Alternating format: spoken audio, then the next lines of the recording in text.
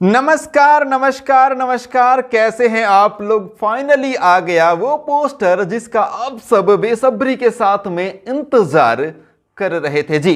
भैया new year song कब आएगा, खेसारी भैया का न्यू ईयर सॉन्ग कब आएगा, खेसारी भैया का तो लो ना यार।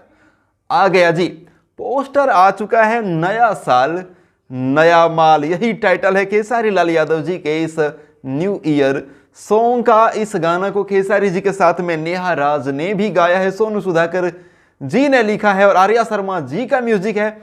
और अंकिता फिल्म चैनल पर कल 28 तारीख को सुबह 6:45 पर रिलीज किया जा रहा है। कल 28 दिसंबर को सुबह 6:45 पर रिलीज किया जाएगा नया साल नया माल, खेसारी लाल यादव जी का गाना।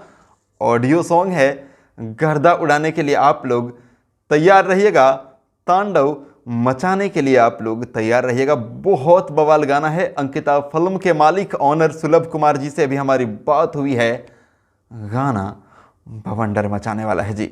सो तैयार रहिए। अपडेट पसंद आया तो वीडियो को लाइक शेयर कर दीजिएगा, चैनल पे नए हैं तो सब्सक्राइब करके घंटी वाले बटन को दबा दीजिए। मैं महेश पांडे, आप लोग देख रहे थे बॉलीवुड एंटरटेनमेंट। मिलते हैं अगले किसी खास और बवाल अपडेट में। थैंक यू, धन्यवाद, bye bye, love you all.